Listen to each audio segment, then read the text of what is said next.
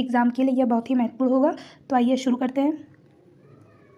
सबसे पहले ये है कि गियर्सन की जो पुस्तक है, कौन सी पुस्तक है, the modern vernacular literature of northern Hindustan को आचार्य शुक्ल ने क्या नाम दिया है, तो बड़ा वृत्त संग्रह नाम दिया है। दूसरा है कि शिव सिंह सरोज व स्तवार दाल त्रितर एंदुई ए हिंदुस्तानी रचना को वित्त संग्रह मात्र नाम दिया है। आचार्य रामचंद्र शुक्ल ने मिश्र बंधु विनोद की पुस्तक को क्या कहा है, बड़ा भारी कवि वृत्त संग्रह का है या फिर प्रकांड कवि भी नाम दिया है। लेकिन जो मिश्र बंधुओं को परिश्रमी संकलनकर्ता कहा है, उनकी पुस्तक को बड़ा भारी कवि वृत्त संग्रह दिया और मिश्र बंधुओं को परिश्रमी संकलनकर्ता कह के संबोधित किया है। अगला है कि इन्होंने यानी आचार्य शुक्ल ने क्रोंचे के अभिव्यंजनावाद एवं कुंतक के वक्रोक्तिवाद का तुलनात्मक विवेचन करके अभिव्यंजनावाद को भारतीय वक्रोक्तिवाद का विलायती उत्थान कहा है।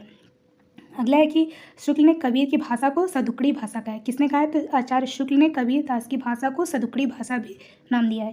चलिए अगला देखते हैं कि साधना के क्षेत्र में जो ब्रह्मा है, साहित्य के क्षेत्र में वही क्या है, रहस्यवाद है। उन्होंने बोला है कि साधना के क्षेत्र में जो ब्रह्म है वही साहित्य के क्षेत्र में वही रहस्यवाद है। अगला है कि आचार्य शुक्ल ने सूफी कवियों की प्रेम पद्धति में प्रेम की पीर को महत्वपूर्ण माना है।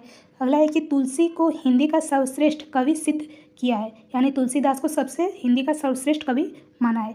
अगला है कि सूरदास को जिम्नोत्सव का कवि भी कहा है और इनके जो भ्रमर गीत है उनको ध्वनि काव्य की संज्ञा दी है, यानी सूरदास को जिम्नोत्सव का कवि कहा है और उनके जो कृति है भ्रमर गीत उसको ध्वनि काव्य की संज्ञा प्रदान की है। अगला है कि शुक्ल ने रास पंचाध्यायी की रचना पर नंददास को, यानी नंददास की जो कृति है रास पंचाध्यायी वो उस पर उन्होंने क्या कहा, जड़िया कवि उपाधि दी है। किसने दी है, तो आचार्य शुक्ल ने रास पंचाध्यायी पर नंददास को उपाधि प्रदान की है।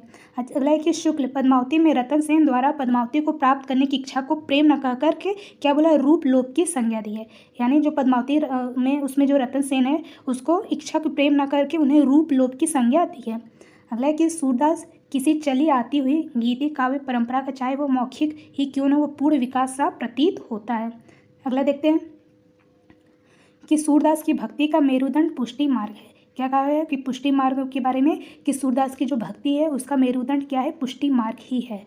अगला है कि सूर वात्सल और वात्सल सुर है, यानी आचार्य शुक्ल ने सूर को वात्सल और वात्सल का सुर माना है। आचार्य शुक्ल के अनुसार डॉक्टर रामकुमार वर्मा ने विद्यापति को शुद्ध श्रृंगारी कवि माना है, यानी शुक्ल के अनुसार रामकुमार वर्मा ने विद्यापति को क्या माना है, शुद्ध श्रृंगारी कवि माना है। किसने माना है, डॉक्टर रामकुमार वर्मा ने। और यह किसने बात कही है, तो आचार्य शुक्ल का यह कथन है कि डॉक्टर रामकुमार वर्मा ने विद्यापति को शुद्ध श्रृंगारी कवि माना है। अगला है कि घनानंद को लाक्षणिक मूर्तिमत्ता और प्रयोग वैचित्र का कवि तथा साक्षात रस मूर्ति कवि का है। तो दो बातें इसमें कही है घनानंद के लिए कि उन्हें पहला कि लाक्षणिक मूर्तिमत्ता है और प्रयोग वैचित्र का कवि और साक्षात रस मूर्ति का कवि है। तो ये सब बातें किसने कही, तो आचार्य शुक्ल के अनुसार है। अगला है कि हिंदी में लक्षण ग्रंथों की परिपाटी पर रचना करने वाले जो सैकड़ों कवि हुए हैं वह आचार्य शुक्ल कोटि में नहीं आए, वे क्या है, कवि ही है। अगला है कि भाषा के लक्ष्य एवं व्यंजक बल की सीमा कहाँ तक है, इसकी पूरी परख घनानंद को ही थी। घनानंद के बारे में बोला है कि भाषा के लक्ष्य एवं व्यंजक बल की सीमा कहाँ तक, इसकी पूरी परख किसको थी, तो घनानंद को ही थी। अगला देखते हैं इनके महत्वपूर्ण कथन को कि बिहारी के बारे में उन्होंने कहा कि इनके दोहे क्या है, रस के छोटे छोटे छींटे हैं। आचार्य शुक्ल ने बिहारी के बारे में कहा है कि इनके दोहे क्या है, यानी कि रस के छोटे छोटे छींटे हैं बिहारी के दोहे में। अगला है कि शुक्ल ने भूषण की भाषा की आलोचना भी की है। शुक्ल ने भूषण की भाषा की आलोचना भी की है। अब बोधा के बारे में कहा है कि बोधा क्या है, रसोन्मत्त कवि हैं। रसोन्मत्त कवि कौन है, तो बोधा को रसोन्मत्त कवि कहा है। हालांकि मैथिली शरण गुप्त को सामंजस्यवादी कवि कहा है। श्रीधर पाठक को स्वच्छंदतावाद का प्रवर्तक माना है। स्वच्छंदतावाद का प्रवर्तक किसने माना गया है, तो श्रीधर पाठक को। किसने माना है, तो आचार्य शुक्ल ने श्रीधर पाठक को स्वच्छंदतावाद का प्रवर्तक माना है। अगला है कि सदा सुखलाल नियाज को हिंदी का गद्य प्रवर्तक माना है। अगला है कि आचार्य शुक्ल ने छायावाद को मधुचर्या भी कहा है। अगला देखते हैं कि आचार्य शुक्ल ने छायावाद को अभिव्यंजनावाद का विलायती संस्करण माना है। पंत को छायावाद का प्रतिनिधि व प्रथम कवि भी माना है आचार्य शुक्ल ने। अगला है कि यदि प्रबंध काव्य एवं विस्तृत वनस्थली है तो मुक्तक एक चुना हुआ गुलदस्ता है। क्या बोला कि प्रबंध काव्य एक विस्तृत यानी बहुत बड़ी वनस्थली है तो उसका जो मुक्तक काव्य है वो चुना हुआ एक छोटा सा गुलदस्ता है। अगला है कि आचार्य शुक्ल ने रीतिकालीन कवियों के लिए महत्वपूर्ण कथन दिए हैं कि इनकी भाषा ललित और सानुप्रास होती थी। किसके बारे में कहा है, तो चिंतामणि त्रिपाठी के बारे में। ये रीतिकालीन कवि हैं चिंतामणि त्रिपाठी, तो इनके बारे में कहा है कि इनकी भाषा कैसी होती है, ललित और सानुप्रास होती थी। अगला है बेनी के लिए क्या कहा गया कि भाषा चलती होने पर भी अनुप्रास युक्त होती थी।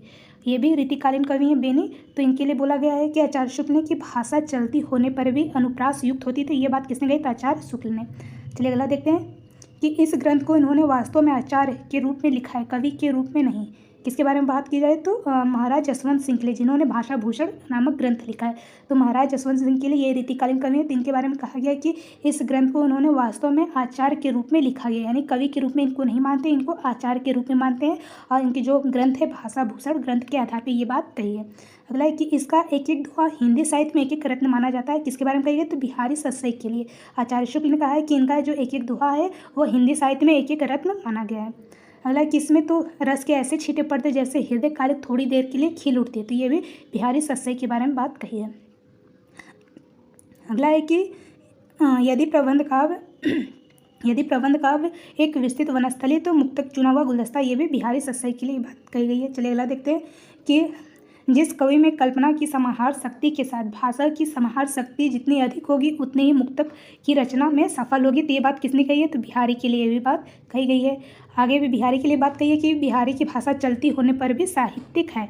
अगला ये भी बिहारी के लिए कहा गया है कि कविता उनकी श्रृंगारी पर प्रेम की उच्च भूमि पर नहीं पहुँचती, नीचे ही रह जाती है। तो बिहारी के लिए ये भी कही गई है कि कविता उनकी श्रृंगारी पर प्रेम की उच्च भूमि पर नहीं पहुँच पाती, वह नीचे ही रहती है। और ये मंडन के लिए कहा गया है कि ये भी रीतिकालीन कवि है मंडन। तो इनके बारे में कहे आचार्य शुक्ल ने कि भाषा इनकी बड़ी स्वाभाविक, चलती और व्यंजनापूर्ण होती है। तो थोड़ी थोड़ी छोटी छोटी बातों को हमें ध्यान रखना है कि किसके बारे में क्या कहा गया है। तो जितने अधिकतर रीति साहित्य के बारे में बिहारी के लिए आचार्य शुक्ल ने ज़्यादा कथन दिए हैं, लेकिन जो मंडन है और बाकी जो रचनाकार हैं उनके बारे में बहुत ही कम बात कहें। तो मंडन के लिए इतना ही बोले हैं कि भाषा इनकी बड़ी स्वाभाविक, चलती और व्यंजनापूर्ण होकर बात की थी। तो अभी हम आलोचना की जो महत्वपूर्ण सामान्य परिचय हैं उस पर बात करेंगे, जो आगामी परीक्षा की दृष्टि से महत्वपूर्ण होगा। तो आइए देखते हैं इसके जो सामान्य परिचय हैं आलोचना के। तो आलोचना का अर्थ किसी कृति की मूल्यांकन से होता है। मूल्यांकन की प्रक्रिया है वह अनिवार्यतः दो पक्षों पर आधारित होती है। तो कौन कौन से दो पक्ष है तो सैद्धांतिक और व्यवहारिक है। यानी सैद्धांतिक ऐसे प्रतिमानों का निर्माण जिसके आधार पर साहित्य के स्वरूप तथा उससे जुड़े मूल प्रश्नों के साथ किसी मूल्यांकन को आधार बनाया जाता है, उसे सैद्धांतिक आलोचना कहा जाता है। और व्यवहारिक क्या है तो जो प्रतिमानों के आधार पर रचना की विवेचना पद्धति को लाया जाए तो उसे व्यवहारिक आलोचना कहा जाता है। आगे देखेंगे तो अधिकांश समीक्षक कोशिश करते हैं कि वे समीक्षा के इन दोनों क्षेत्रों में अपनी लेखनी चलाएं। तो कौन कौन से हैं जो दोनों तरफ से चाहते हैं, मतलब व्यवहारिक भी हो और सैद्धांतिक भी हो, तो वो रामचंद्र शुक्ल हैं और हजारी प्रसाद द्विवेदी हैं और नंदुलारे वाजपेयी, डॉक्टर नगेंद्र रामविलास शर्मा है, डॉक्टर नामवर सिंह जो है इसी वर्ग के समीक्षक माने जाते हैं, यानी सैद्धांतिक भी और व्यवहारिक भी। आगे देखते हैं अब इसका जो काल विभाजन देखते हैं, आलोचना समीक्षा का काल विभाजन। तो शुक्ल पूर्व युग है और शुक्लोत्तर युग और समकालीन समीक्षा। तो जिसमें शुक्ल पूर्व युग है वो भारतेंदु युग और द्विवेदी युग में बटा, और शुक्लोत्तर युग जो है वह स्वच्छंदतावादी समीक्षा है, प्रगतिवादी समीक्षा और मनोविश्लेषणवादी समीक्षा और नई समीक्षा। तो किसमें है शुक्लोत्तर युग में। और इसका जो काल विभाजन है 1850 से 1920 तक जो है शुक्ल पूर्व युग था, और शुक्ल युग जो है 1920-1940, शुक्लोत्तर युग 1920 से 1970, और समकालीन समीक्षा वो 1970 से अब तक है। भारतेंदु युग 1850 से 19 तक माना जाता है और द्विवेदी युग जो है 1900 से 1920 तक। आगे देखेंगे भारतेंदु युग जो देखेंगे महत्वपूर्ण जो परिचय है। तो भारतेंदु को आधुनिक हिंदी का पहला आलोचक माना जाता है। इंपॉर्टेंट तथ्य है आधुनिक हिंदी आलोचना की जो शुरुआत है वो भारतेंदु के निबंध नाटक यानी 1883 ईस्वी को मानी जाती है। नाटक किसका है तो भारतेंदु जी का। और यह सैद्धांतिक आलोचना थी। कैसी आलोचना है तो सैद्धांतिक आलोचना। इसमें भारतेंदु ने भारतीय तथा पाश्चात्य नाट्य सिद्धांतों का विश्लेषण भी किया है। आगे देखते हैं तो इस काल में आलोचना मुख्यतः जो है पत्रकारिता के माध्यम से हुई। इसमें भारतेंदु के पत्र जो है हरिश्चंद्र मैगजीन, कवि वचन सुधा, बालकृष्ण भट्ट का हिंदी प्रदीप, प्रताप नारायण मिश्र का ब्राह्मण और प्रेमघन का जो है आनंद कादम्बिनी है जो कि प्रमुख है। आगे देखते हैं तो हिंदी की जो व्यवहारिक समीक्षा की जो शुरुआत है वो किसे मानी जाती है तो हिंदी प्रदीप में जो सच्ची समालोचना नामक स्तंभ से 1886 में बालकृष्ण भट्ट के जो है जिसमें लाला श्रीनिवास दास के नाटक कौन सा है तो संयोगिता स्वयंवर की समीक्षा हुई थी और यह व्यवहारिक समीक्षा की शुरुआत इससे मानी गई है। इसके बाद भट्ट जी ने नील देवी, परीक्षा गुरु आदि रचनाओं को भी व्यवहारिक समीक्षाएं लिखी हैं। तो जिसका नील देवी और परीक्षा गुरु बालकृष्ण भट्ट का भी यह व्यवहारिक समीक्षा के अंतर्गत माना गया है। आगे देखते हैं तो इस युग में साहित्य इतिहास के दो प्रमुख ग्रंथ लिखे गए हैं जिसमें सीमित मात्रा में आलोचनात्मक तत्व विराजमान थे। तो कौन है तो शिव सिंह सेंगर पहले हैं और फिर इनका जो है शिव सिंह सरोज इनकी रचना है और दूसरे जो है जॉर्ज गेरसन। पहला शिव सिंह सेंगर है और दूसरा जो है जॉर्ज गेरसन जिसका जो रचना है वो the modern vernacular literature of northern Hindustan है। आगे देखते हैं तो इस काल में हिंदी समीक्षा में उपयोगितावादी, नैतिक व राष्ट्रीय दृष्टिकोण प्रमुख रूप से दिखता है, अतः रूपवादी समीक्षाएं यहाँ नहीं हुई हैं। तो कौन सी समीक्षा नहीं हुई तो रूपवादी समीक्षा इस युग में मतलब भारतेंदु युग में नहीं हुआ। आगे देखते हैं तो प्रेमघर ने बाबू गदाधर सिंह के जो बंगला उपन्यास बंग विजेता के हिंदी उपन्यास की 1885 में तथा संयुक्त नवंबर की 1886 में आनंद कादम्बिनी नामक पत्रिका का समालोचन किया। किसने? प्रेमघर ने। प्रेमघर के आलोचनात्मक विचार आनंद कादम्बिनी और प्रेमघर सरस में मिल जाता है। बंग विजेता और नील देवी की परिचयात्मक आलोचना भी प्रेमघर ने ही लिखी है। आगे देखते हैं तो बालकृष्ण भट्ट की आलोचना में तुलनात्मक समीक्षा के संकेत केवल पाए जाते हैं। हिंदी समालोचना के सूत्रपात का जो श्रेय वो किसे जाता है? तो आचार्य शुक्ल ने बालकृष्ण भट्ट और बद्रीनारायण चौधरी प्रेमघर को ही दिया है। तो समालोचना का सूत्रपात किसको माना जाता है? तो बालकृष्ण भट्ट और बद्रीनारायण चौधरी प्रेमघर को माना जाता है। आगे देखते हैं काव्य भाषा एवं साहित्य के प्रयोजन पर प्रताप नारायण मिश्र के विचार देखे जा सकते हैं। उनकी दृष्टि में रसवादी थे। कौन? तो प्रताप नारायण मिश्र। आगे देखते हैं द्विवेदी युग देखते हैं तो द्विवेदी युग आलोचना में पत्र पत्रिकाओं के माध्यम से विकसित हुई। इसमें सरस्वती, माधुरी, वीणा, विशाल भारत और मर्यादा आदि पत्रिकाओं की भी महत्वपूर्ण भूमिका रही। महावीर प्रसाद द्विवेदी का देखते हैं तो इस युग में सर्वाधिक जो है महत्वपूर्ण आलोचक हैं। इसमें जो है समालोचना समुच्चय नामक शीर्षक से अपनी 20 समालोचनाओं का संकलन किसने किया? तो महावीर प्रसाद द्विवेदी 1930 में प्रकाशित किया। उन्होंने सैद्धांतिक पक्ष में इतिवृत्तात्मकता और नैतिक आदर्शवादी मान्यताओं को अत्यधिक महत्व भी दिया और आचार्य शुक्ल ने पहल एक आलोचक के रूप में और आचार्य जो है महावीर प्रसाद द्विवेदी का मूल्यांकन भी किया और इन्हें हिंदी का प्रथम लोकवादी आचार्य माना जाता है। तो किसे लोकवादी आचार्य माना जाता है? तो महावीर प्रसाद द्विवेदी को। आगे देखते हैं तो प्राचीन कवियों तथा आधुनिक साहित्यिक मान्यताओं के केंद्र में रखते हुए उन्होंने रीतिवादी कवियों को गौर सिद्ध करते हुए कालिदास, भवभूति, सूर, तुलसी, भारतेंदु, मैथिली शरण गुप्त आदि की कविताओं को महत्व को क्या है प्रतिपादन किया है। किसने? तो महावीर प्रसाद द्विवेदी ने। उनकी भाषा आलोचना में खड़ी बोली और ब्रज के भाषाई द्वैत को समाप्त करते हुए महत्वपूर्ण भूमिका भी निभाई। अब महावीर प्रसाद द्विवेदी की रचनाएं देखते हैं तो नैषध चरित्र चर्चा, हिंदी कालिदास की समालोचना और कालिदास की निरंकुशता, आलोचनांजलि और समालोचना समुच्चय साहित्य लाभ है। आगे देखते हैं तुलनात्मक आलोचना में 1907 में पद्म सिंह शर्मा सरस्वती पत्रिका में बिहारी और सादी जो कि फारसी कवि की तुलनात्मक समीक्षा की, इसी से इन्हें तुलनात्मक आलोचना की शुरुआत मानी जाती है पद्म सिंह शर्मा से। आगे देखते हैं तो मिश्र बंधु में गणेश बिहारी मिश्र और श्याम बिहारी और सुखदेव बिहारी मिश्र ने अपनी पुस्तक हिंदी नवरत्न 1910 में तुलनात्मक आलोचना को महत्व दिया है। मिश्र बंधुओं ने हिंदी नवरत्न में निम्नलिखित 9 कवियों को स्थान दिया। कौन कौन से? तुलसीदास, सूरदास, देवदत्त, देव, बिहारीलाल त्रिपाठी और जो मतीराम केशव, कबीरदास, चंद्रवरदाई और भारतेंदु हरिश्चंद्र।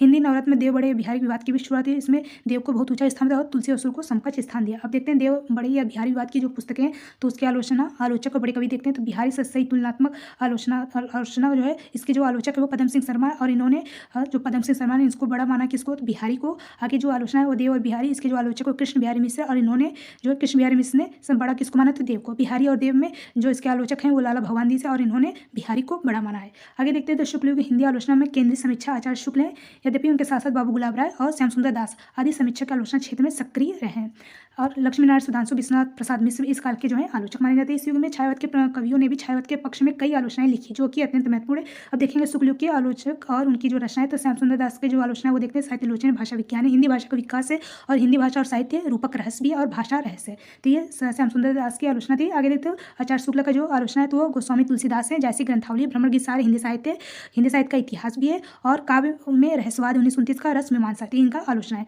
आगे देखते हैं गुलाब राय का नवरस सिद्धांत और अध्ययन है काव्य के रूप है। आगे देखते हैं पद्मनाभ पुन्नालाल बख्शी का जो है आलोचना वो विश्व साहित्य विमर्श भी है, इंपॉर्टेंट है। निराला का देखते हैं तो मेरे गीत और कला सैद्धांतिक समीक्षा है और रविंद्र कविता कानन है, पंत और पल्लव और प्रबंध पद है, ये इनका जो है आलोचना है निराला जी का। आगे देखते हैं जो इंपॉर्टेंट है तो स्मितानंद पंत का देखते हैं तो गद्य पद है, शिल्प और दर्शन है, छायावत का पुनर्मूल्यांकन इंपॉर्टेंट है। रामकुमार वर्मा का है साहित्य शास्त्र, साहित्य समालोचना है और विश्वनाथ प्रसाद मिश्र का काव्यांग कौमुदी है, इंपॉर्टेंट। बिहारी की वाग विभूति है, बिहारी वांग में विमर्श है। गोसाई तुलसीदास से हिंदी में नाट्य साहित्य का विकास है। लक्ष्मीनारायण सुधांशु का देखते हैं तो काव्य में अभिव्यंजनावाद, जीवन के तत्व और काव्य के सिद्धांत। रामचंद्र शुक्ल पे देखते हैं इनकी जो आलोचना नामक टिप्पणी की गई है तो आचार्य रामचंद्र शुक्ल को हिंदी वैज्ञानिक आलोचना का जो अनुसंधानकर्ता माना जाता है। काव्य में रहस्यवाद 1929 में निबंध को आचार्य शुक्ल की प्रथम सैद्धांतिक आलोचना माना जाता है। रस मीमांसा तथा चिंतामणि 2 भागों इनकी सैद्धांतिक आलोचना देखी जा सकती है। आगे देखते हैं तो हिंदी साहित्य का जो इतिहास है ऐतिहासिक आलोचना के क्षेत्र में बहुत महत्वपूर्ण है। शुक्ल जी ने कला के लिए और कला जीवन के लिए अत्यंत क्या है समन्वय माना जाता है।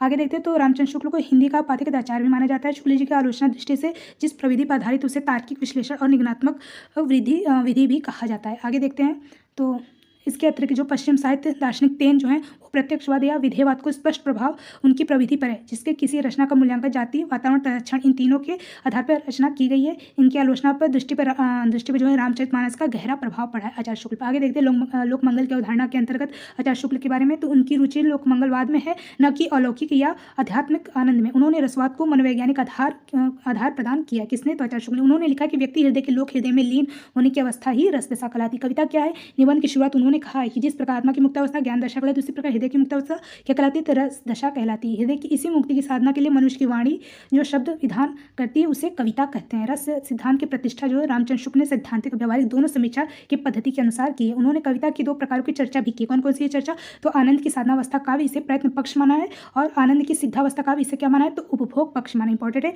अब आगे देखेंगे तो पहले प्रकार के काव्य को उन्होंने लोक मंगल का काव्य कहा है। पहले प्रकार मतलब जो साधनावस्था काव्य प्रयत्न पक्ष उसको लोक मंगल काव्य कहा है। और इनके उदाहरणों में कौन कौन से आएंगे, तो उदाहरण में रामायण, महाभारत, हमीर रासवे, रामचरितमानस। तो इसे क्या कहेंगे, साधनावस्था का काव्य कहेंगे, यानी प्रयत्न पक्ष। इसे आनंद की साधनावस्था काव्य यानी कि प्रयत्न पक्ष माना गया है। अब दूसरा देखते हैं, दूसरा मतलब आनंद की जो सिद्धावस्था है उपभोग पक्ष है, वो कौन से, तो दूसरे प्रकार के काव्य में उन्होंने लोक रंजन का काव्य कहा है। और इसमें कौन कौन से रचनाएंगे, तो आर्य सप्तशती, गाथा सप्तशती, गीत गोविंद, सूर सागर, रीतिकालीन काव्य को भी रखा गया है। उनके अनुसार सूरदास लोक रंजन के कवि हैं, भारतेंदु लोक मंगल के कवि हैं, जबकि पद्मावत का पूर्वार्ध लोक रंजन और उसका उत्तरार्ध जो है लोक मंगल का काव्य है। आगे देखते तो इन्होंने तुलसीदास की लोक मंगल एवं साहित्यिक जो है रचनाशीलता तथा जैसी के सर्ववादी रसवाद की प्रशंसा की है। साथ ही सुर और भाव से प्रेरित होकर भी प्रशंसा करते हुए लोक रंजक तथा अलंकार प्रियता के कारण आलोचना की और कबीर के साहित्यिक मूल्य को नहीं स्वीकारा है। आगे देखते तो आचार्य शुक्ल की व्यवहारिक आलोचना का उच्चतम रूप तुलसीदास जैसे ग्रंथावली, भ्रमर गीत सार की भूमिकाओं में देखा जा सकता है। शुक्ल की जो सैद्धांतिक समीक्षा व रसवाद और लोक मंगलवाद साथ साथ शामिल होते हैं सैद्धांतिक समीक्षा के अंतर्गत। आगे देखते तो साधारणीकरण की व्याख्या में उन्होंने एक नई अवधारणा यानी रसात्मकता की मध्यम कोटि का भी जिक्र किया। कौन सी कोटि, तो रसात्मक की मध्यम कोटि का जिक्र किया साधारणीकरण की व्याख्या में, जो इस बात की व्याख्या करता है कि कभी कभी कुछ रचनाओं में नायक के विरोधी पक्ष के भी प्रति सहानुभूति क्यों उत्पन्न होने लगती है। आगे देखते तो रस की मध्यम कोटि को रसाभास कहा तथा उसके भीतर भावोदय, भाव संधि, भाव सबलता, भाव शांति, भाव दशा, शील दशा, विभानुभाव सहित संचारी भाव को स्वतंत्र वर्णन का स्थान दिया है। इंपॉर्टेंट तथ्य है ये। आगे देखते हैं शील वैचित्र प्रधान काव्य तथा नाटकों की समीक्षा के लिए रस की मध्यम कोटि और निकृष्ट कोटि स्थापना चमत्कार प्रधान और चित्रकूट काव्यों की समीक्षा के लिए की। इन्होंने विरुद्धों को सामंजस्य सिद्धांत का प्रतिपादन भी किया। शुक्ल जी ने मुक्तक की जगह प्रबंध को प्रतीकवाद तथा रहस्यवाद को जगह बिंब एवं बुद्धि प्रेरित वक्रता की जगह भाव प्रेरित वक्रता को अधिक महत्व दिया है। गद्य साहित्य के संदर्भ में उन्होंने कहा कि यदि गद्य कवियों की कसौटी है तो निबंध गद्य की कसौटी है। भाषा की पूर्ण शक्ति का विकास निबंधों में ही सबसे अधिक संभव होता है। भारतेंदु मंडल तथा द्विवेदी युगीन स्वच्छंदतावादी काव्यधारा को उन्होंने प्रशंसा भी की। अब बाबू श्याम सुंदर दास के बारे में देखते हैं तो इन्होंने हिंदी में अध्यापक की आलोचना यानी एकेडमिक क्रिटिज्म की शुरुआत भी की। किसने, तो बाबू श्याम सुंदर दास ने। आगे देखते हैं तो श्याम सुंदर दास के निर्देशन में हिंदी के प्रथम शोध हिंदी काव्य के निर्गुण संप्रदाय शीर्षक के पीताम्बर दत्त बड़थवाल ने लिखा है। आगे देखते हैं तो इनका प्रसिद्ध ग्रंथ जो है यानी श्याम सुंदर दास का वो साहित्य आलोचना है जो अकादमिक समीक्षा के अर्थात एमए के विद्यार्थियों को जानकारी देने के लिए लिखा गया। इसमें नवीन समीक्षा सिद्धांतों का महत्वपूर्ण प्रतिपादन भी किया। काशी हिंदू विश्वविद्यालय में 1921 में सर्वप्रथम जो है स्नातकोत्तर यानी एमए में पाठ्यक्रम में हिंदी को स्थान दिया। किसने, तो श्याम सुंदर दास ने 1921 में। आगे देखते हैं तो काशी हिंदू विश्वविद्यालय में 1921 में श्याम सुंदर दास की नियुक्ति हिंदी जो है अध्यापक के रूप में हुई। आगे इनकी व्यवहारिक आलोचना में हिंदी साहित्य का इतिहास कवि ग्रंथावली की भूमिका प्रमुख है। इन्होंने तुलसी और भारतेंदु हरिश्चंद्र पर गवेषणात्मक आलोचना भी लिखी है। किसने, तो श्याम सुंदर दास ने।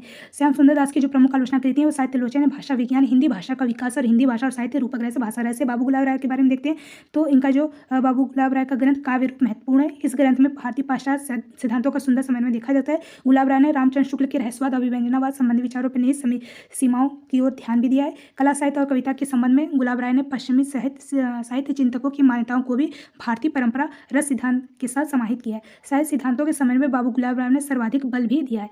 भरत मुनि के नाट्यशास्त्र के आधार पर बाबू गुलाब राय ने रस की विवेचना के साथ साथ कहीं कहीं पश्चिमी साहित्य चिंतन और मनोवैज्ञानिक का भी सहारा लिया है गुलाब राय ने। आगे देखते थे पीताम्बर दत्त बड़थवाल, ये शोध पर आलोचना के रूप में उल्लेखनीय कौन तो शोध परक हैं, तो पीताम्बर दत्त बड़थवाल है।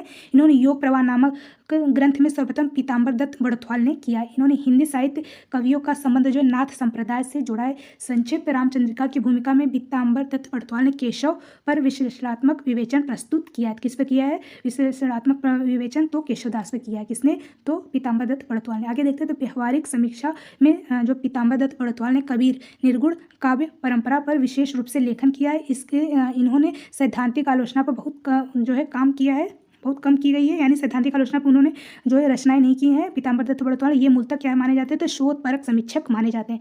तो चलिए अभी के लिए इतना है, और भी कुछ महत्वपूर्ण तथ्यों को देखेंगे नेक्स्ट वीडियो में। जय हिंद।